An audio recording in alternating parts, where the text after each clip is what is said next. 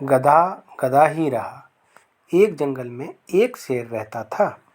गीदड़ उसका सेवक था। जोड़ी अच्छी थी। शेरों के समाज में तो उस शेर की कोई इज्जत नहीं थी, क्योंकि वह जवानी में सभी दूसरे शेरों से युद्ध हार चुका था। इसलिए वह अलग थलग रहता था। उसे गीदड़ जैसे चमचे की सख्त ज़रूरत थी, जो 24 घंटे उसकी चमचागिरी करता रहे। गीदड़ को बस खाने का जुगाड़ चाहिए था। पेट भर जाने पर गीदड़ उस शेर की वीरता के ऐसे गुण गाता कि शेर का सीना फूल कर दुगना चौड़ा हो जाता। एक दिन शेर ने एक बिगड़ैल जंगली सांड का शिकार करने का साहस कर डाला। सांड बहुत शक्तिशाली था। उसने लात मारकर शेर को दूर फेंक दिया। जब वह उठने को हुआ तो सांड ने फांफा करते हुए शेर को सींगों से एक पेड़ के साथ रगड़ दिया। किसी तरह शेर जान बचाकर भागा। शेर सींगों की मार से काफ़ी जख्मी हो गया था। कई दिन बीते, परंतु शेर के जख्म ठीक होने का नाम नहीं ले रहे थे। ऐसी हालत में वह शिकार नहीं कर सकता था। स्वयं शिकार करना गीदड़ के बस की बात नहीं थी। दोनों के भूखों मरने की नौबत आ गई। शेर को यह भी भय था कि खाने का जुगाड़ समाप्त होने के कारण गीदड़ उसका साथ न छोड़ जाए। शेर ने एक दिन उसे सुझाया, देख, जख्मों के कारण मैं दौड़ नहीं सकता, शिकार कैसे करूं? तू जाकर किसी बेवकूफ़ से जानवर को बातों में फंसाकर यहाँ ला। मैं उस झाड़ी में छिपा रहूँगा। गीदड़ को भी शेर की बात जच गई। वह किसी मूर्ख जानवर की तलाश में एक घूमता घूमता एक कस्बे के बाहर नदी घाट पर पहुंचा। वहां उसे एक मरियल सा गधा घास पर मुंह मारता नजर आया। वह शक्ल से ही बेवकूफ़ लग रहा था।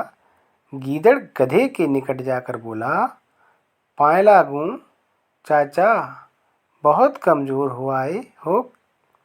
क्या बात है? गधे ने अपना दुखड़ा रोया। क्या बताऊं भाई, जिस धोबी का मैं गधा हूँ वह बहुत क्रूर है।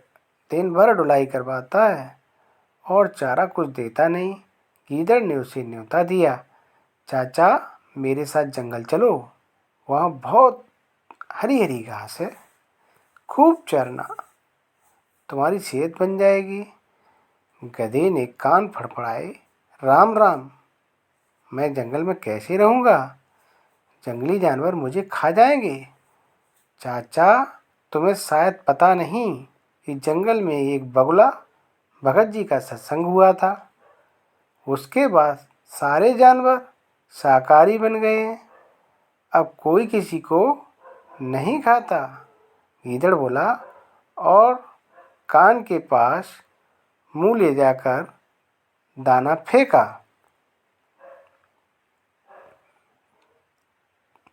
चाचू, पास के कस्बे से बेचारी गधी भी अपने धोबी मालिक के अत्याचारों से तंग आकर जंगल में आ गई थी।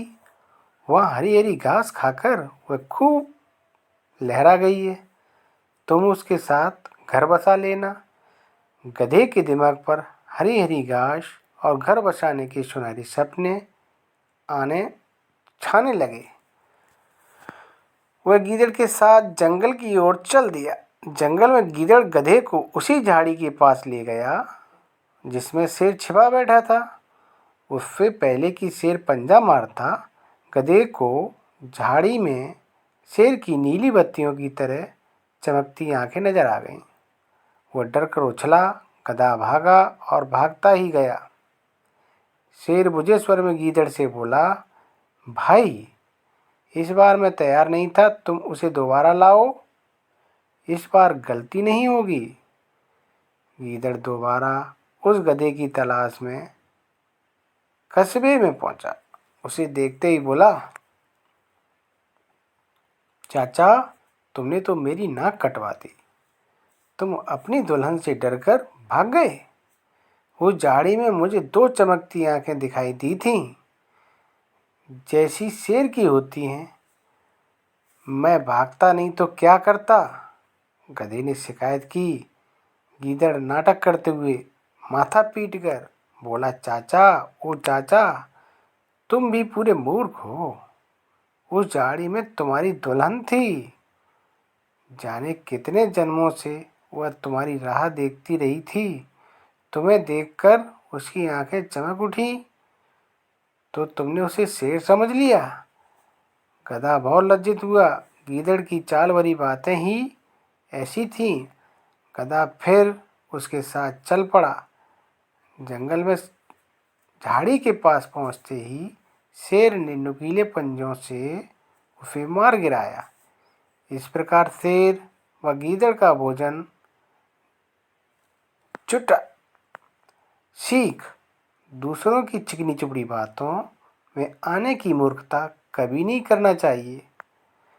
वीडियो अच्छा लगा हो तो लाइक करें, कमेंट करें, शेयर करें एंड सब्सक्राइब करें। धन्यवाद।